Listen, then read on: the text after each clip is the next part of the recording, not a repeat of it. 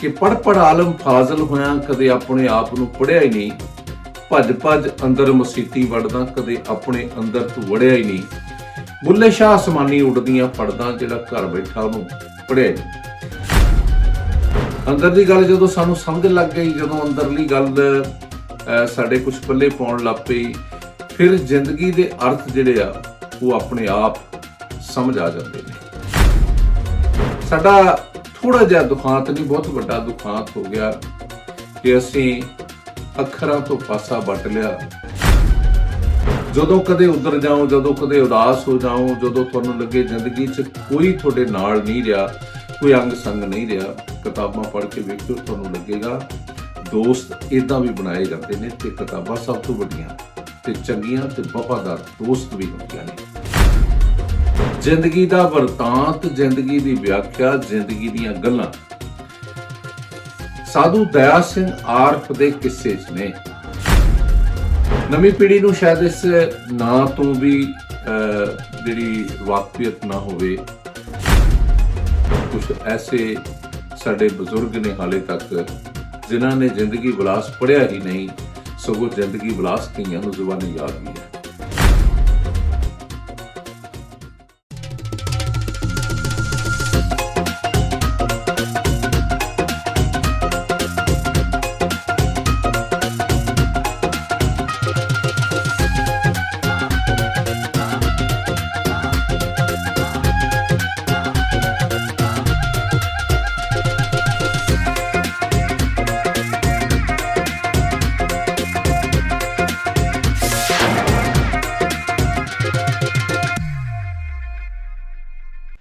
किताबां बाजा मारदियां प्रोग्राम वेखण वाले सारे दर्शकों नूं एस शौकपुरा वालों प्यार, सत्कार, अदब ते निमरता सहित सत श्री अकाल, तुहाडा स्वागत है। जी आया नूं।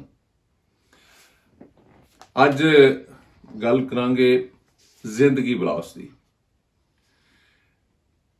बहुत सारे लोकां नूं खूबसूरत नैण नक्श वेख के, चंगा रंग रूप देख के इदां लगदा हुंदा कि रब शायद उन्हां दे हुणे कोल दी होके गुजरिया है। पर बुल्ले शाह कहंदा कि रब वैसे ही तुहाडे तो वख नहीं, कि तेरी वेखण वाली अख नहीं, रब तां तैथों वख नहीं।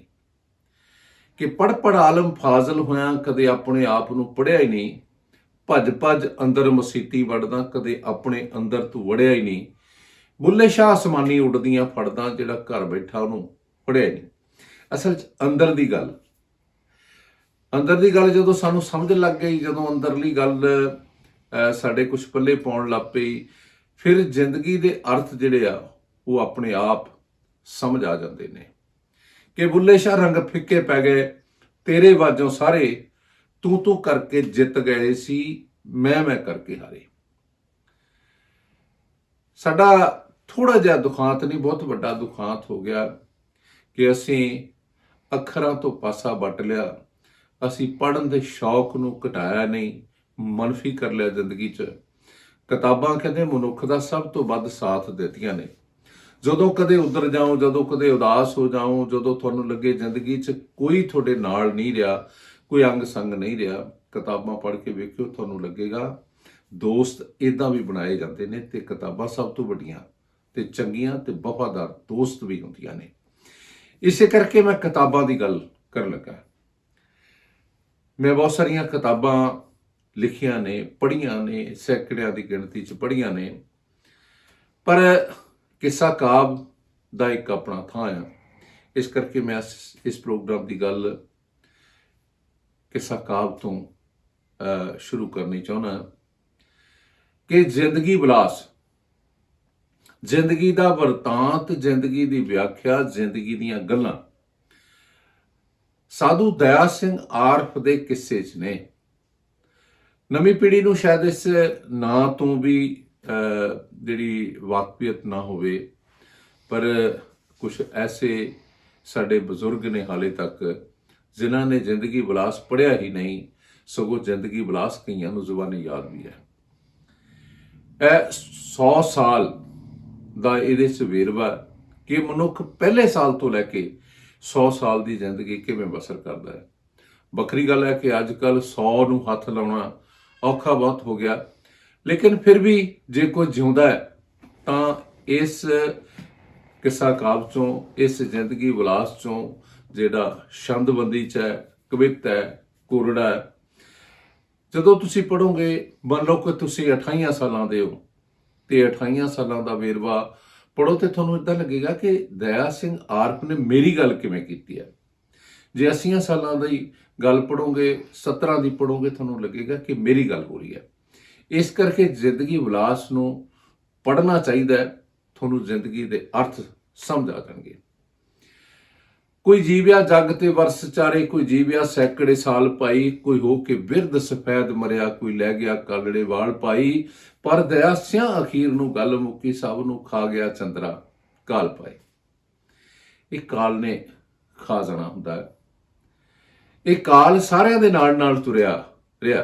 ਕਹਿੰਦੇ ਨੇ ਕਿ ਹਰ ਬੰਦੇ ਦੀ ਜ਼ਿੰਦਗੀ ਦੇ ਦੋ ਹੀ ਸਿਰੇ ਨੇ, ਇੱਕ ਜੰਮਣਾ ਤੇ ਮਰ ਜਾਣਾ।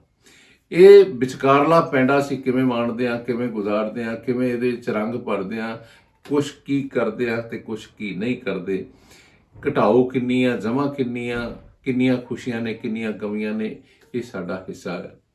ਤੇ ਜ਼ਿੰਦਗੀ ਕਿਸੇ ਦੀ ਵੀ ਸੰਤੁਲਿਤ ਨਹੀਂ ਹੈਗਾ। ਕੋਈ ਵੀ ਮਨੁੱਖ ਇਸ ਧਰਤੀ ਤੇ 16 ਕਲਾ ਸੰਪੂਰਨ ਤੇ ਸਰਬ ਕਲਾ ਸਮਰੱਥ ਨਹੀਂ ਹੈ। ਜਿਹੜਾ ਇਹ ਭਰਮ ਪਾਲ ਲਿਆ, ਉਹ ਭਰਮ ਹੀ ਪਾਲ ਲਿਆ। ਇੱਕ ਜ਼ਿੰਦਗੀ ਵਿਲਾਸ ਦੀ ਅਗਲੀ ਗੱਲ ਕਰਨ ਤੋਂ ਪਹਿਲਾਂ ਆਪਾਂ ਸਾਰਿਆਂ ਨੇ ਸੁਣੀ ਹੈ ਇੱਕ ਕਹਾਵਤ, ਵੀ ਕਿੱਥੇ ਰਾਜਾ ਭੋਜ, ਕਿੱਥੇ ਗੰਗੂ ਤੇਲੀ। ਮੈਂ ਰਾਜਾ ਭੋਜ ਦੀ ਇੱਕ ਗੱਲ ਤੁਹਾਨੂੰ ਦੱਸਣ ਲੱਗਾ ਕਿ ਉਹ ਕਿਤੇ ਆਪਣੇ ਸੇਵਾਦਾਰ ਨਾਲ ਕਿਤੇ ਸ਼ਿਕਾਰ ਕਰਨ ਚਲ ਗਿਆ, ਜੰਗਲਾਂ ਚਲ ਗਏ, ਬਹੁਤ ਦੂਰ ਚਲ ਗਏ, ਰਸਤਾ ਭੁੱਲ ਗਏ, ਭਟਕਣ 'ਚ ਫਸ ਗਏ, ਇੱਧਰ ਉੱਧਰ ਜਾਣ ਕੁਛ ਪਤਾ ਨਾ ਲੱਗੇ।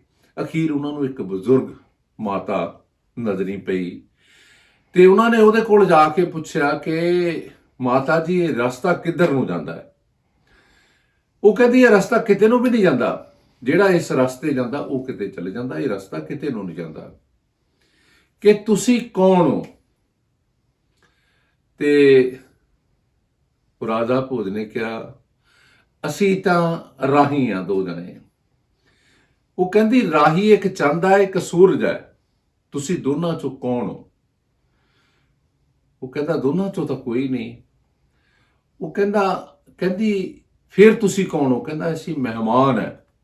ਕਹਿੰਦੀ ਜ਼ਿੰਦਗੀ 'ਚ ਮਹਿਮਾਨ ਸਿਰਫ ਦੋ ਹੁੰਦੇ ਨੇ, ਇੱਕ ਜਵਾਨੀ ਤੇ ਪੈਸਾ, ਆਉਂਦੇ ਆ ਤੇ ਚਲੇ ਜਾਂਦੇ ਆ, ਤੁਸੀਂ ਇਹਨਾਂ ਦੋਨਾਂ ਚੋਂ ਕੁਛ ਹੋ? ਉਹ ਕਹਿੰਦਾ ਅਸੀਂ ਇਹਨਾਂ ਦੋਨਾਂ ਚੋਂ ਵੀ ਨਹੀਂ ਕੁਛ ਹੈ। ਕਹਿੰਦਾ ਅਸੀਂ ਸੰਤ ਹਾਂ। ਕਹਿੰਦੀ ਸੰਤ ਵੀ ਜ਼ਿੰਦਗੀ 'ਚ ਦੋ ਨੇ, ਇੱਕ ਸਬਰ ਤੇ ਇੱਕ ਸੰਤੋਖ, ਤੁਸੀਂ ਦੋਨਾਂ ਚੋਂ ਕੀ ਹੋ? ਰਾਜਾ ਭੋਜ ਨੂੰ ਤਰੇੜੀਆਂ ਆ ਗਈਆਂ, ਉਹਨੇ ਮੱਥੇ ਤੇ ਹੱਥ ਮਾਰਿਆ, ਕਹਿੰਦਾ ਬੀਬੀ ਅਸੀਂ ਕੁਛ ਵੀ ਨਹੀਂ। ਕਹਿੰਦੀ ਕੁਛ ਤਾਂ ਹੈਗਾ, ਤੂੰ ਰਾਜਾ ਭੋਜ ਨਹੀਂ। ਉਹ ਕਹਿੰਦੀ ਤੂੰ ਤਾਂ ਮੈਨੂੰ ਨਹੀਂ ਪਛਾਣਿਆ, ਪਰ ਮੈਂ ਤੈਨੂੰ ਪਛਾਣ ਲਿਆ। ਕਹਿੰਦੀ ਅੱਜ ਤੋਂ ਇਹ ਗੱਲ ਮਨ ਚੋਂ ਕੱਢ ਕਿ ਜੇ ਬਾਦਸ਼ਾਹ ਆ ਤੇ ਜੇ ਰਾਜਾ ਆ, ਤੈਨੂੰ ਸਾਰਾ ਕੁਝ ਪਤਾ ਹੈ। ਸੋ ਜ਼ਿੰਦਗੀ 'ਚ ਕਦੇ ਵੀ ਇਸ ਭਰਮ 'ਚ ਨਹੀਂ ਜਾਣਾ ਚਾਹੀਦਾ ਕਿ ਮੈਨੂੰ ਬਹੁਤ ਕੁਝ ਪਤਾ ਹੈ। ਦੁਨੀਆ ਬਹੁਤ ਜਾਣਦੀ ਆ, ਦੁਨੀਆ ਖਰੇ ਖੋਟੇ ਦਾ ਫਰਕ ਜਾਣਦੀ ਆ, ਦੁਨੀਆ ਘਾਟੇ ਵਾਧੇ ਜਾਣਦੀ ਆ, ਤੇ ਦੁਨੀਆ ਨੂੰ ਪਤਾ ਕਿ ਘੱਟ ਤੇ ਵੱਧ ਕਿਵੇਂ ਤੋਲੀਦਾ। ਜ਼ਿੰਦਗੀ ਵਿਲਾਸ 'ਚ ਜੋ ਜ਼ਿੰਦਗੀ ਦਾ ਤੋਲਿਆ ਗਿਆ, ਉਹ ਮੈਂ ਤੁਹਾਡੇ ਨਾਲ ਸਾਂਝਾ ਕਰਨ ਲੱਗਾ।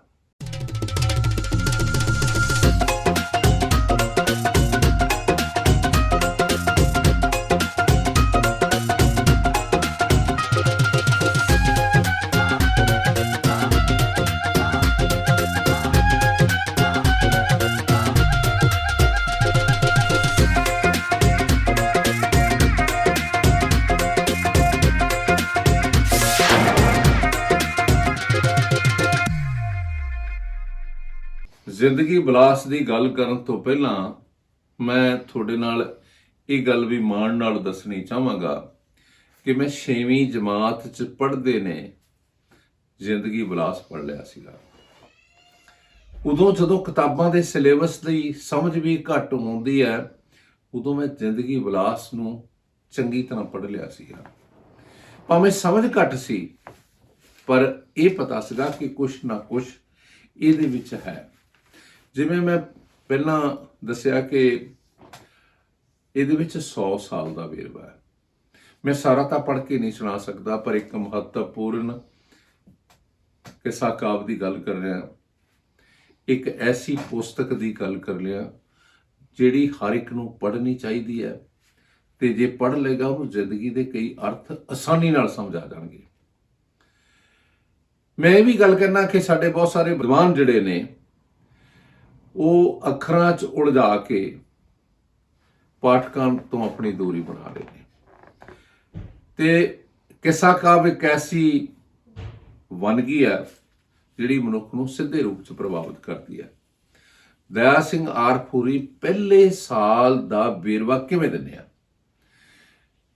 ਮੈਂ ਇਹਦੀਆਂ ਕੁਛ ਲਾਈਨਾਂ ਤੁਹਾਨੂੰ ਪੜ੍ਹ ਕੇ ਸੁਣਾਵਾਂਗਾ ਕਿ ਪਹਿਲੇ ਸਾਲ ਪਿਆਰਿਆ ਜੰਮਿਆ ਤੂੰ, ਦੇਖ ਮਾਂ ਦੇ ਸਿਕਮ ਥੀ ਬਾਹਰ ਆਇਆ, ਮਾਨਸ ਜਨਮ ਸਬੱਬ ਦੇ ਨਾਲ ਲੱਭਾ, ਬੰਦੇ ਸਮਝ ਤੂੰ ਧਾਰ ਅਵਤਾਰ ਆਇਆ, ਨਾਲ ਹੁਕਮ ਕਰਤਾਰ ਦੇ ਜਨਮ ਪਾਇਆ, ਵੇਖਣ ਵਾਸਤੇ ਸ਼ਹਿਰ ਬਾਜ਼ਾਰ ਆਇਆ, ਪਾਇਆ ਕਦਮ ਜਹਾਨ ਦੇ ਬਾਗ ਅੰਦਰ, ਦੇਖਣ ਵਾਸਤੇ ਸ਼ਹਿਰ ਗੁਲਜ਼ਾਰ ਆਇਆ, ਕਰਨ ਵਾਸਤੇ ਨੌਕਰਾ ਨੌਕਰੀ ਹੋਏ, ਤੂੰ ਤਾਂ ਹੋ ਕੇ ਘਰੋਂ ਤਿਆਰ ਆਇਆ, ਇੱਥੇ ਆਣ ਕੇ ਬਾਤ ਵਸਾਰ ਦਿੱਤੀ, ਕਰਕੇ ਸੱਚ ਦੇ ਕੌਲ ਕਰਾਰ ਆਇਆ। ਕਿ ਬੰਦੇ ਨੂੰ ਪਹਿਲੇ ਸਾਲ 'ਚ ਜ਼ਿੰਦਗੀ ਦਾ ਜਿਹੜਾ ਮਿਸ਼ਨ ਹੁੰਦਾ ਹੈ ਕਿ ਮਾਂ ਦੀ ਗਰਭ ਅਵਸਥਾ 'ਚੋਂ ਜਦੋਂ ਬੱਚਾ ਬਾਹਰ ਆਉਂਦਾ, ਤੇ ਜੋ ਅਸੀਂ ਪੜ੍ਹਦੇ ਸੁਣਦੇ ਆਂ, ਜਿਹੜੀ ਫਿਲਾਸਫੀ ਅਸੀਂ ਸਮਝੀ ਹੈ, ਉਹ ਇਹ ਆ ਕਿ ਰੱਬ ਨਾਲ, ਵਾਹਿਗੁਰੂ ਨਾਲ ਜੋ ਕੌਲ ਕਰਾਰ ਕਰਕੇ ਆਇਆ, ਉਹ ਇਸ ਜੱਗ ਤੇ ਜਨਮ ਲੈਂਦਿਆਂ ਹੀ ਸਾਰਾ ਕੁਝ ਭੁੱਲ ਜਾਂਦਾ ਹੈ। ਕਿ 21 ਸਾਲ ਦਾ ਵੇਰਵਾ ਜਿਹੜਾ ਹੈ ਉਹ ਦਇਆ ਸਿੰਘ ਆਰਫੂਰੀ ਇਹਦੇ ਵਿੱਚ ਕਿਵੇਂ ਦਿੰਦੇ ਨੇ। ਜੇ ਕੋਈ 21 ਸਾਲਾਂ ਦਾ ਹੈ ਤਾਂ ਉਹਨੂੰ ਲੱਗੇਗਾ ਕਿ ਮੇਰੀ ਗੱਲ ਹੋਣ ਲੱਗੀ ਹੈ। ਲਿਖਦੇ ਨੇ ਕਿ 21 ਸਾਲ ਇਨਸਾਨ ਦੀ ਉਮਰ ਹੋਈ ਕਿ ਸਿਰ ਤੇ ਹੁਸਨ ਸੁਲੱਖਣਾ ਆਉਣ ਲੱਗਾ। 21 ਸਾਲ ਇਨਸਾਨ ਦੀ ਉਮਰ ਹੋਈ, ਸਿਰ ਤੇ ਹੁਸਨ ਸੁਲੱਖਣਾ ਆਉਣ ਲੱਗਾ। ਉਹ ਜਦੋਂ ਆਣ ਜਵਾਨ ਦੀ ਮੁੱਛ ਪੁੱਟੀ, ਉਸੇ ਵਕਤ ਸ਼ਕੀਨੀਆਂ ਲਾਉਣ ਲੱਗਾ। ਦਿਲੋਂ ਭੁੱਲਿਆ ਨਾਮ ਪਰਮਾਤਮਾ ਦਾ, ਨਾਲ ਖੁਸ਼ੀ ਦੇ ਕਾਫੀਆਂ ਗਾਉਣ ਲੱਗਾ। ਬੂਟਾ ਅੰਬ ਦਾ ਜਿਸ ਤਰ੍ਹਾਂ ਫਲਣ ਵੇਲੇ ਮੌਸਮ ਚੇਤ ਦੇ ਰੰਗ ਵਟਾਉਣ ਲੱਗਾ। ਵੇਲਾ ਨਹੀਂ ਜੇ ਯਾਦ ਮਰ ਜਾਮਣੇ ਦਾ, ਜਾਨੀ ਸੁੱਚੀਆਂ ਜੈਕਟਾਂ ਪਾਉਣ ਲੱਗਾ। ਬਲੀ ਕਾਮ ਬਲਕਾਰ ਦੇ ਵਿੱਚ ਆਇਆ, ਕੋਠੇ ਮੁਲਕ ਜਹਾਨ ਦੇ ਢਾਉਣ ਲੱਗਾ। ਚਿੱਟੇ ਕੱਪੜੇ ਥਾਨ ਪਸੰਦ ਨਹੀਂ, ਦੁੱਧ ਕਾਸ਼ਨੀ ਰੰਗ ਰੰਗਾਉਣ ਲੱਗਾ। ਇਹ ਜਵਾਨੀ ਦਾ ਜਦੋਂ ਜ਼ੋਰ ਹੁੰਦਾ ਹੈ। ਜ਼ਿੰਦਗੀ ਵਿਲਾਸ ਦੀ ਗੱਲ ਮੈਂ ਇਸ ਕਰਕੇ ਵੀ ਕਰ ਰਿਹਾ ਕਿ ਜੇ ਇਸ ਨੂੰ ਪੜ੍ਹੋਗੇ ਤਾਂ ਜਿਹੜੀ ਮੈਂ ਗੱਲ ਪਹਿਲਾਂ ਕਰਕੇ ਆਇਆ ਕਿ ਕਿਤਾਬਾਂ ਤੁਹਾਡਾ ਸਾਥ ਦਿੰਦੀਆਂ ਨੇ। ਅਸੀਂ ਇਕੱਲਾਪਣ ਇਸ ਕਰਕੇ ਵੀ ਮਹਿਸੂਸ ਕਰਨ ਲੱਗ ਪਏ ਹਾਂ ਕਿ ਪਰਿਵਾਰਾਂ 'ਚ ਤਣਾਅ ਨੇ, ਸੰਬੰਧਾਂ 'ਚ ਖਲਾ ਆ ਗਿਆ, ਦੂਰੀਆਂ ਵੱਧ ਗਈਆਂ ਨੇ। ਪਰ ਜੇ ਚੰਗੀਆਂ ਕਿਤਾਬਾਂ ਪੜ੍ਹੋਗੇ, ਤੁਹਾਡੀਆਂ ਬਹੁਤ ਸਾਰੀਆਂ ਨਜ਼ਦੀਕੀਆਂ ਆਪਣੇ ਆਪ ਬਣ ਜਾਣਗੀਆਂ। 70 ਸਾਲ ਦੀ ਉਮਰ ਤੋਂ ਪਹਿਲਾਂ ਮੈਂ ਇੱਕ 30ਵੇਂ ਸਾਲ ਦੀ ਗੱਲ ਕਰਦਾ ਕਿ 30 ਸਾਲ 'ਚ ਬੰਦਾ ਕੀ ਹੁੰਦਾ ਹੈ। ਕਿ ਉਮਰ 30ਵੇਂ ਸਾਲ ਦੀ ਗਈ ਐਵੇਂ, ਕੀਤੀ ਗਾਫਲਾ ਅਕਲ ਸ਼ਹੂਰ ਹੈ ਨਾ, ਖਪਦਾ ਰਿਹਾ ਵਿੱਚ ਝੂਠਿਆਂ ਧੰਦਿਆਂ ਦੇ, ਦਿੱਤੀ ਹਾਜ਼ਰੀ ਵਿੱਚ ਹਜ਼ੂਰ ਹੈ ਨਾ। ਡੁੱਬਾ ਖੁਦੀ ਤਕਬਰੀ ਵਿੱਚ ਬੰਦੇ, ਕਦੀ ਠਾਰਿਆ ਦਿਲ ਤੰਦੂਰ ਹੈ ਨਾ, ਦਿਲਵਰ ਯਾਰ ਦਾ ਕਿਵੇਂ ਦੀਦਾਰ ਹੋਵੇ, ਵਿੱਚੋਂ ਕੱਢਿਆ ਗਰਭ ਗਰੂਰ ਹੈ ਨਾ। ਤੈਨੂੰ ਕਿਸ ਤਰ੍ਹਾਂ ਦਰਦ ਮਾਲੂਮ ਹੋਵੇ, ਹੋਇਆ ਪਾਪਾਂ ਅਪਰਾਧਾਂ ਤੋਂ ਦੂਰ ਹੈ ਨਾ। ਸੀਨਾ ਕਿਸ ਤਰ੍ਹਾਂ ਸਾਫ਼ ਸਫਾ ਹੋਵੇ, ਹੋਇਆ ਪਾਪਾਂ ਅਪਰਾਧਾਂ ਤੋਂ ਦੂਰ ਹੈ ਨਾ। ਇਹ 30 ਸਾਲ 'ਚ ਜਦੋਂ ਬੰਦਾ ਸੋਚਦਾ ਕਿ ਧਰਤੀ ਵੀ ਸ਼ਾਇਦ ਮੇਰੇ ਭਾਰ ਚੱਕਣ ਲਈ ਹੀ ਬਣੀ ਹੈ, ਜਦੋਂ ਬੰਦਾ ਇਹ ਸੋਚਦਾ ਕਿ ਸ਼ਾਇਦ ਅਸਮਾਨ ਤੇ ਚੰਨ ਤਾਰੇ ਵੀ ਮੈਨੂੰ ਸਿਰਫ ਵੇਖਦੇ ਨੇ, ਇਹ ਜ਼ਿੰਦਗੀ ਦਾ ਫਲਸਫਾ ਹੈ। ਕਿਉਂਕਿ ਸਾਰਾ ਮੈਂ ਸੁਣਾ ਨਹੀਂ ਸਕਦਾ, ਮੈਂ ਤੁਹਾਨੂੰ ਇੱਕ 70 ਸਾਲ ਦੀ ਗੱਲ ਕਰਨਾ। ਕਈ ਵਾਰੀ ਕਹਿੰਦੇ ਤੇ ਇੱਕ ਬੰਦਾ 70 72 ਗਿਆ, ਪਰ ਜੇ ਤੁਸੀਂ 70 ਸਾਲ 'ਚ ਸਾਧੂ ਦਇਆ ਸਿੰਘ ਆਰਫੂਰੀ ਕੀ ਲਿਖਦੇ ਨੇ कि उम्र 70वें साल दी हो गई, 7 छड्ड के 17 पै गया। उम्र 70वें साल दी हो गई, 7 छड्ड के 17 पै गया। नहीं रह गया जट दे काम दा, ये पईए बांग भजा के लै गया। तुरिया जिस तरह दूर तो मर्द राही, आखिरकार नूं थक के बह गया। ताकत मांग कपूर दे उड़ गई है, ताकत मांग कपूर दे उड़ गई है। हड चंब दा पिंजरा रह गया। पापी अजे ना चंदरी हिरस छड्डी, मंजा बाहरली मंजा वार दहलीज ते डह गया। जिहड़ा नहीं सी किसे सलाम करदा, सिर चंदरा हिलण नूं डह गया। दया सिंह ना पुत्रा कदर पाई, घणे जान ते दुखड़े सह गया। ये जिंदगी आ, इस जिंदगी दा बरतांत है। दुख फिर मैं यही कहांगा कि काश असी चंगियां किताबां, चंगियां कहानियां, चंगे नावल, चंगी शायरी पढ़ते होंदे तां साडी जिंदगी च खुशकपन, अथरापन, साडी जिंदगी च स्वार्थ, लोभ लालच शायद बहुत मनफी रहिंदे। पर दुख इस गल दा है कि इस किताब नूं लिखिया 100 साल हो चले ने, पर इस किताब दा, इस किस्सा काव दा, इस जिंदगी विलास दा कोई रंग फिक्का नहीं पिया। कि लंघ चलीए बहुती मित्रों करदियां मेला मेला, ते लंघ चलीए बहुती मित्रों करदियां मेला मेला, झड़ गए दंद मोतियां वर्गे, बन गया मूँह करेला। इदां ही हुंदा है। सो मैं 100वें साल दा वर्णन करन लगा। एक मैं वो उपदेश लिख के गए ने जिहड़े बहुत वधिया मैनू भी लगदे ने, थोनों भी लगणगे, कि 100वें साल च बंदे दी हालत की होंदी है। कि 100 वर्षां ने सिर पर आके मौत मारू मौत बजाया, मारू मौत बजाया। लोक कलम दा लिखिया होया तुर दरगाहों आया। आण जमा जमदूता इसनों अंत समा दिखलाया। धोबी वांगर पटड़े उत्ते आण जमा पटकाया। नाल दुखां दे कीती माया, नाल दुखां दे कट्ठी कीती, छड्ड गया दौलत माया। मौत मुकदरा सिर पर आया, वन दा वन चलाया।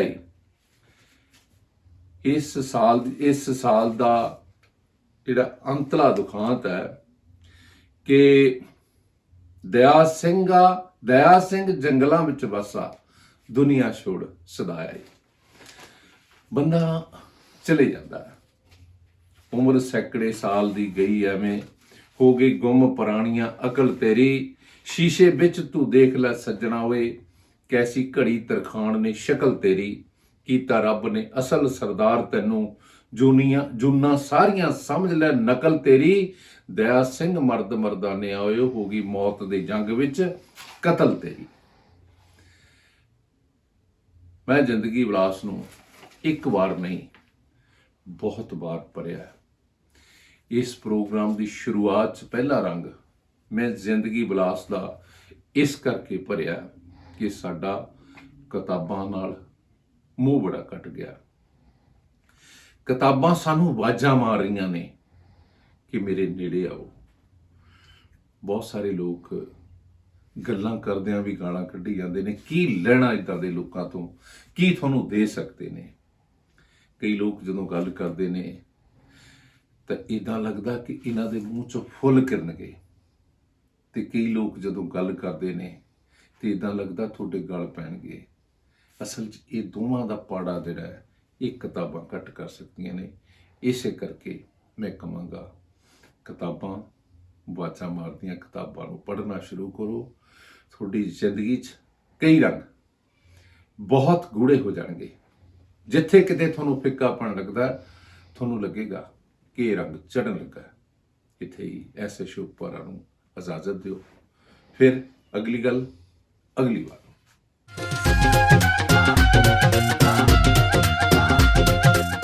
होर दिलचस्प जानकारी, शायरी, कथा, कहानियां ते गीत संगीत दी रोचक दुनिया बारे जानन लई चैनल नूं सबसक्राइब जरूर करो ते फेसबुक ते एस अशोक पौरा पेज भी लाइक करना ना भुलना।